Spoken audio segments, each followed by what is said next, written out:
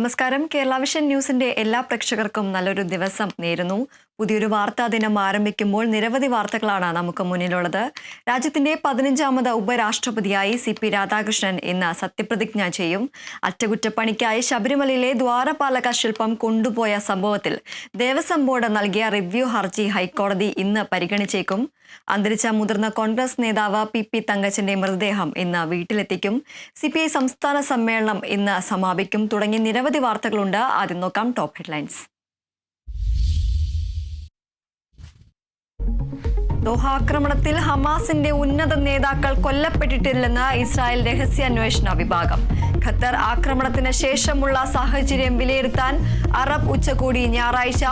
ആക്രമണത്തിലൂടെ Israel ബന്ദിമോചനത്തിനുള്ള സാധ്യതകൾ ഇല്ലാതാക്കിയെന്ന് Qatar പ്രധാനമന്ത്രി.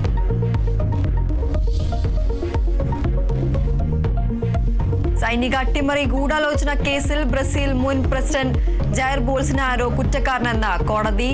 Lula സർക്കാരിനെ അട്ടിമറിക്കാൻ ഗൂഢാലോചന നടത്തിയെന്ന കേസ്. കുറ്റങ്ങൾ തെളിഞ്ഞാൽ 40 വർഷം വരെ തടവ് ലഭിക്കാൻ സാധ്യത. വിധി രാഷ്ട്രീയ പ്രേരിതമെന്ന് ബോൾസനാരോ.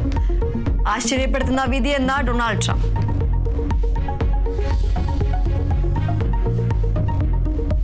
പതിനഞ്ചാമത് ഉപരാഷ്ട്രപതിയായി CP രാധാകൃഷ്ണൻ ഇന്ന് സത്യപ്രതിജ്ഞ ചെയ്യും.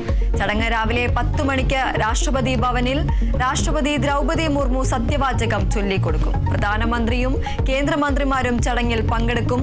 CP രാധാകൃഷ്ണൻ ഉപരാഷ്ട്രപതിയായത് 152 വോട്ടുകളുടെ ഭൂരിപക്ഷത്തിൽ.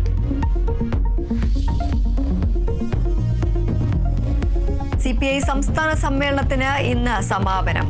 പ്രവർത്തന റിപ്പോർട്ടിൽ സംസ്ഥാന സെക്രട്ടറി ബിനോയ് വിശ്വം മറുപടി പറയും. പുതിയ സംസ്ഥാന കൗൺസിൽ അംഗങ്ങളെ ഇന്ന് തെരഞ്ഞെടുക്കും. പ്രവർത്തന റിപ്പോർട്ടിലും പൊതുചർച്ചയിലും സർക്കാരിനും പാർട്ടിക്കുമെതിരെ ശക്തമായ വിമർശനം. വിവാദങ്ങൾക്കിടെ K ഇസ്മായിലും വേദിയിലെത്തും.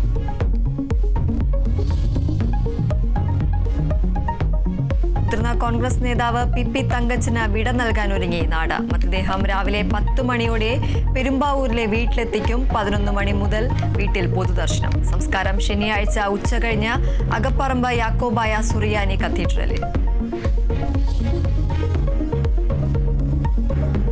Kozhikode west hill vigil തിരോധാന കേസിൽ മൃതദേഹത്തിനായി ഇന്നും തെരച്ചിൽ തുടരും. വിജിലിന്റേതെന്ന് കരുതുന്ന ഷൂ കഴിഞ്ഞ ദിവസം ചതുപ്പിൽ നിന്ന് കണ്ടെത്തി. പ്രതികളുടെ കസ്റ്റഡി കാലാവധി ഇന്ന് അവസാനിക്കും. പ്രതികളെ ഉച്ചയ്ക്ക് കോടതിയിൽ ഹാജരാക്കും.